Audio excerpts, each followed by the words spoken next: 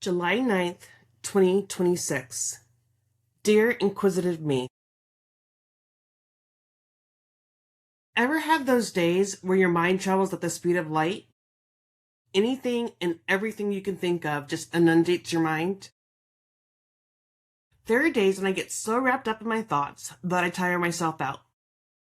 Take today as an example. I had 2 business meetings scheduled for today.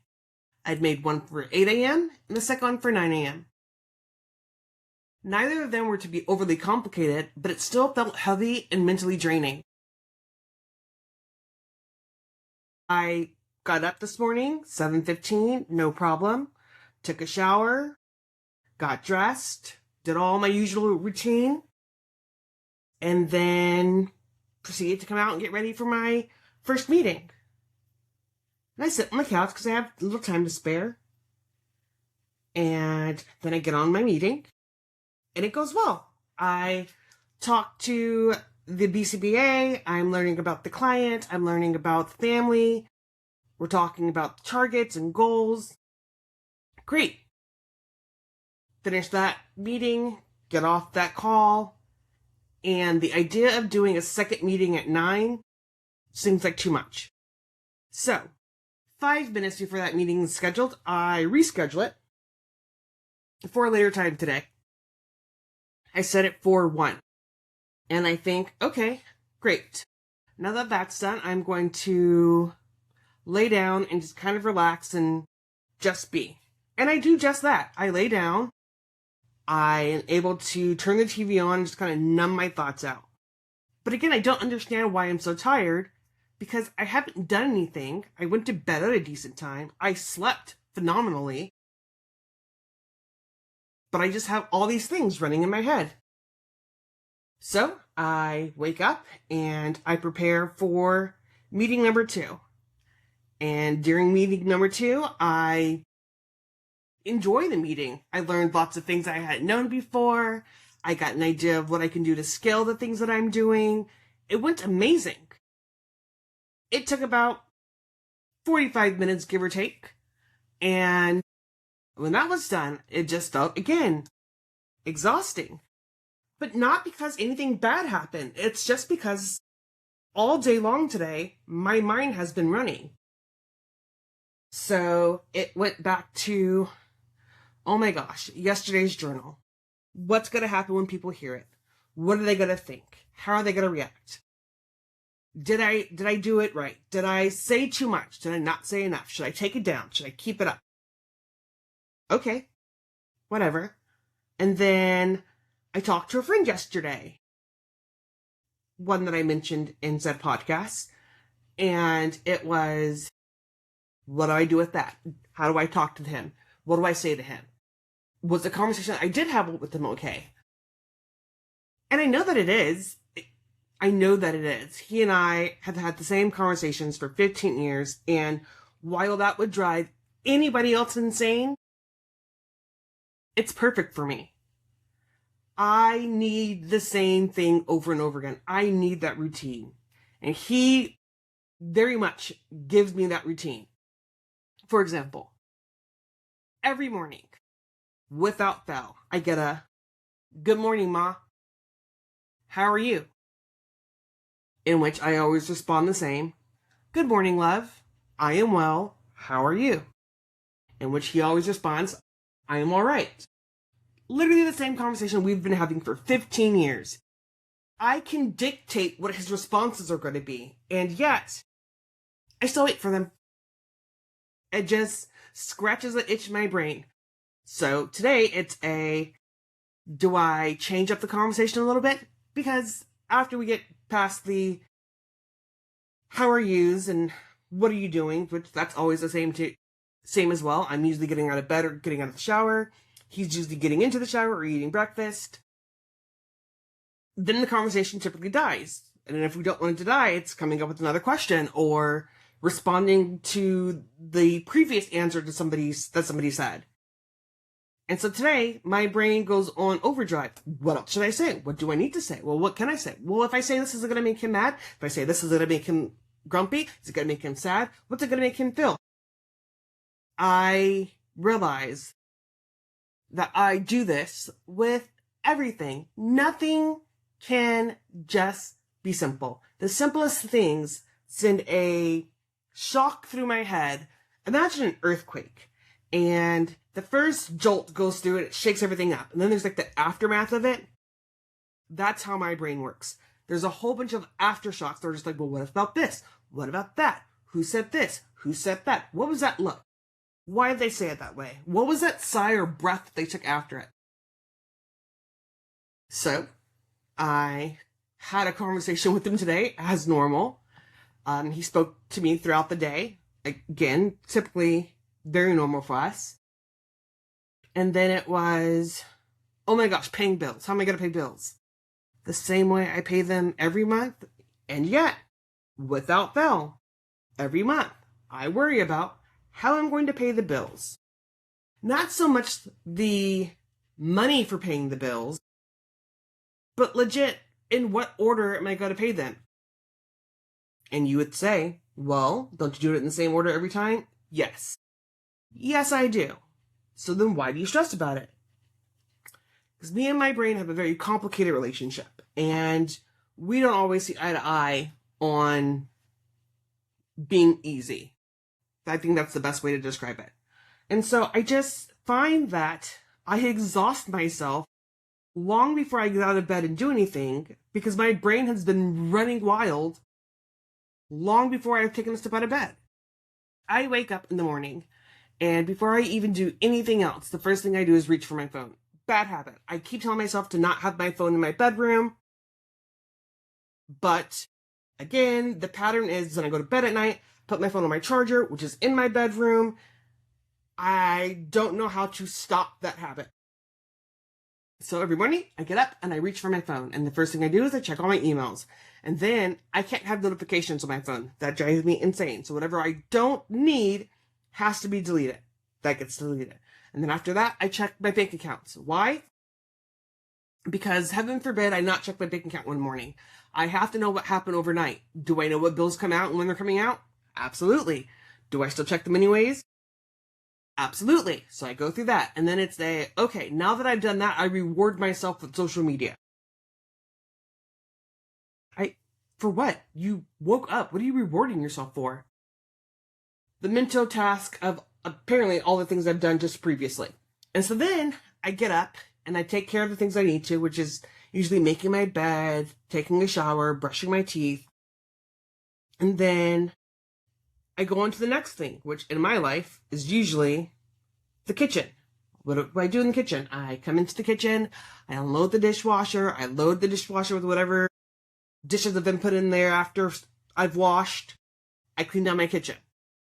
Which, again, mind-numbing work, right? Like, there's no real thought process into doing that. That is something you can do on automatic. And I do. My body physically goes through all the steps automatically. My brain, however, works on like 18 tabs that are open. Because I have no chill. I am not ADHD. I've never been diagnosed with ADHD. My brain just likes to overwork itself. I don't know if that's the anxiety. I don't know if it's the OCD. I don't know if it's just being a Virgo. I just know my brain loves to overwork. So, today I let it overwork on that, and then it was all the things I could accomplish for my business, which is a lot. I could have gotten so much done today. Ask me how much I got done. 0. I had all the thoughts. I had all the plans to execute the thoughts. And my brain's like, that was a lot of work to think of those plans, so we're not doing any of it. And then I feel so bad because I feel like I've been lazy all day long. Because heaven forbid I should deserve a day of rest where I'm not trying to do everything for everybody all the time. My brain says I'm doing something wrong if I'm not doing that. So then I overthink, like, what do I have to make up for that? How do I make people upset or not upset with me? How do I soothe them when they come back to me and say, well, this didn't get done, and this didn't get done, and this didn't get done? Mind you, my kiddo was in his bedroom all day long. My husband is in bed all day long. He's not feeling well. Neither of them actually are upset or care that I didn't do anything all day today. And yet, I'm still worried about having to make it up. Make up what? My kiddo came out and said, I'd like to do some baking today. I'd like to bake some cookies. What kind of cookies are you guys thinking you would want? And I'm thinking about it, because heaven forbid I should say something simple like chocolate chip or oatmeal. No. You know what sounds good? Ooey gooey cookies. And if you've never had ooey gooey cookies, do so. It'll change your life. Fantastic, fantastic cookies. And so I say, ooey gooey cookies, after I have to look it up because my brain can't remember the name of it.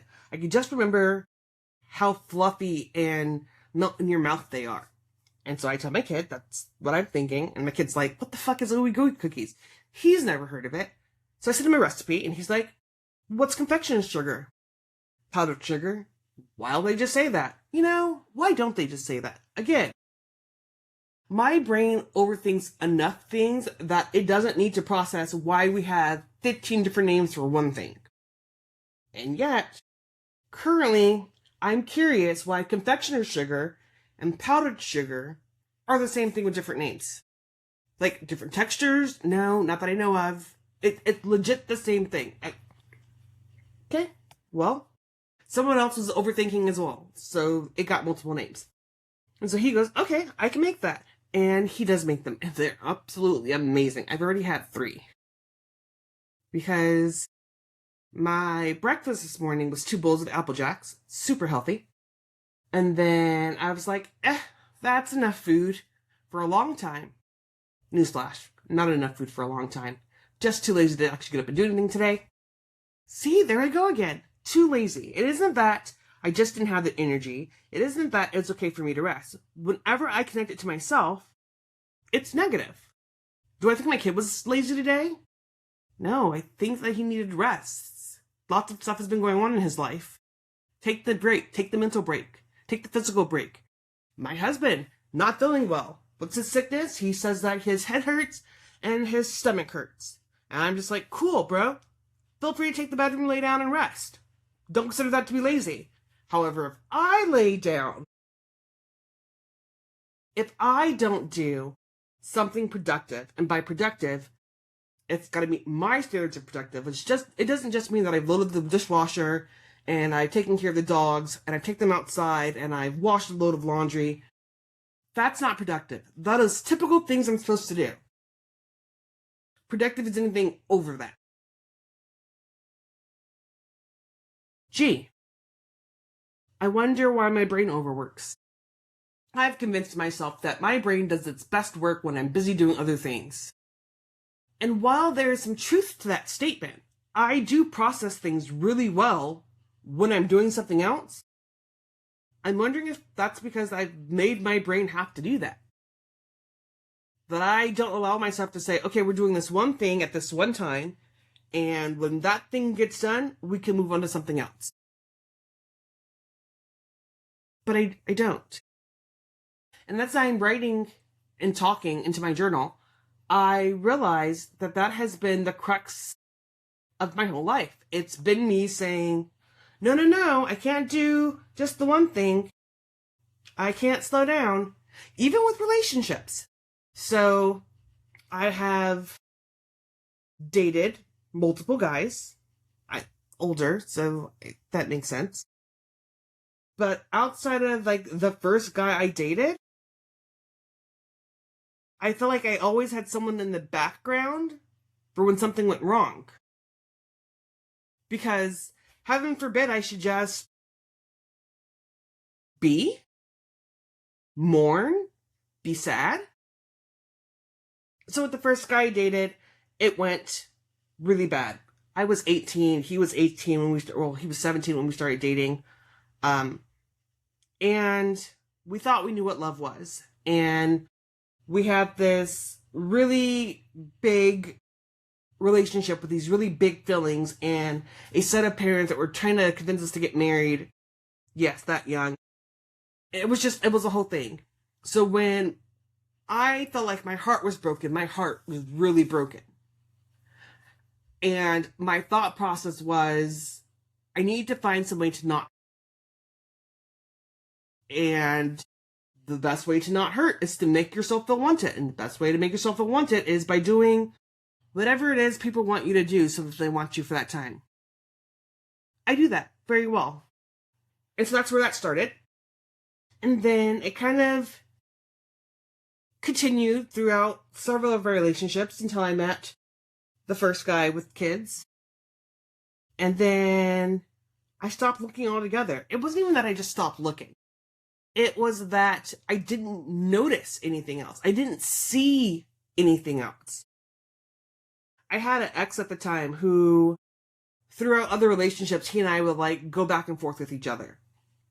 And we lived in the same area. And so one day I'm shopping with my little family, him and the 3 kids, and we're walking through the store, and I must have had tunnel vision because my guy friend comes back later on and he's like, or the ex-boyfriend, not just the friend, the ex-boyfriend comes back and says, I walked right past you and you didn't notice me, you didn't say anything, nothing. And I'm like, I didn't mean to. He was like, no, it wasn't a bad thing. You were just so caught up in your moment. You looked happy. You looked like you were having a good time. It was great to see you like that, but you didn't notice me.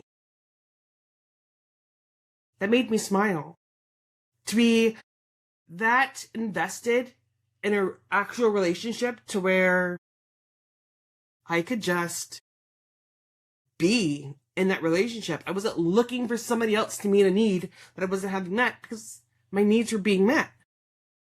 I didn't have to overthink, okay, well, I'm going to get this from this person and that from that person and this from this. I got what I needed from the relationship that I was in. But man, I've been doing that my whole life. I've literally been saying to my brain that we need these dopamine hits, and the only way to get them is to make sure that we're getting all the needs that we need met. And sometimes that looks like having to have 18 different people meet those 18 different needs because you can't get it from one person. But that's not true. I know that's not true. Because obviously, I've been there before. So, how do I break that pattern? Tonight, I feel like breaking that pattern means recognizing that there is one. And while, yes, some of this I had overthought throughout the day, a lot of it I have overthought in this conversation with myself.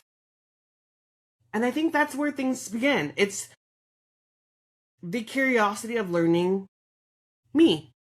I'm so great with learning about everybody else, but I don't ever take the time to learn me. So the Dear Inquisitive Me for the night is that I want to learn more about myself. I want to take the time to see how current actions are because of something that happened previously. And then see how necessary it is to keep that, or if I'm ready to get rid of it, or if it's something I need to explore more. I deserve to give myself the chance to say, hey, you've been doing that a lot, but why do you do it? No, it's not hurting anybody to sit there in deep thought. But why do you feel the need to overthink and overanalyze everything? Why do you feel the need to ask 1,000,001 questions? And trust, I am great at asking questions. When I was younger, I would stand in the hallway where my aunt was doing hair, and I would just rattle off questions and wait for answers. And then once I had exhausted that conversation, I would just start over with new questions for a new topic. She used to ask me if I had a word count to meet for the day. Which, I mean, I felt like that was foreshadowing to now where I get to sit here and talk and use all the words that I want to use while I write my journal and I have these conversations and I do these podcasts and I write these books and I teach. I create.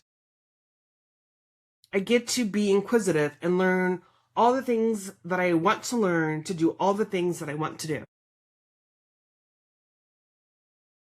So my piece of pie today was that I gave myself that grace. Yes, there's lots of things I wanted to get done and I wanted to accomplish, but I'm not going to beat myself up over it. I'm going to say that I did enough today.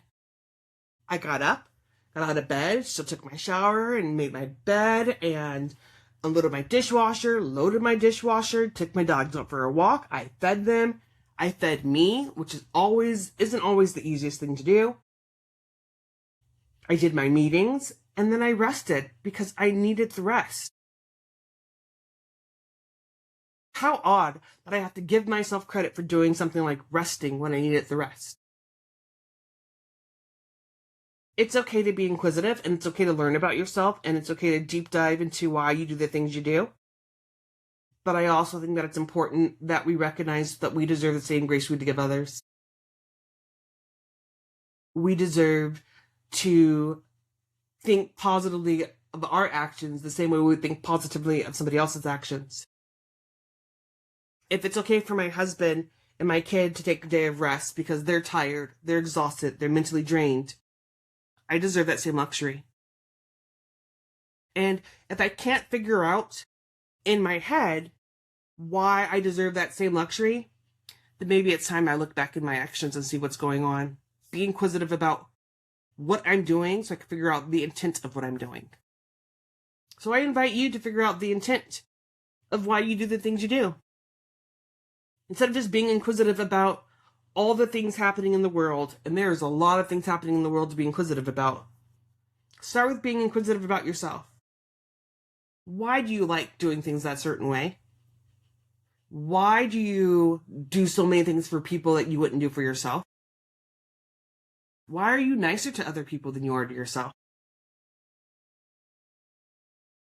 I'm going to be asking myself that one for a while. Why is it that when I look at others, I see beauty and I think they're gorgeous and pretty and nice and sweet, but I look at myself and see none of that? So tonight, now that I'm fully awake because of all my naps, I am going to sit down and allow myself to rest and be inquisitive, to ask myself questions, not hard questions, but questions nonetheless. And I'm going to work on the things that I wanted to work on tomorrow, because it's okay to work on them tomorrow. I have permission, and guess what? You do too. Tonight, I say, take the night off, relax, open your journal, write some things down, and then come back and talk to me about them. However you do it, just remember, today is another page in the story. It doesn't have to be perfect. It just has to be written. And before you close your journal tonight, ask yourself, what was your bite of pie today? Until tomorrow, love you loud.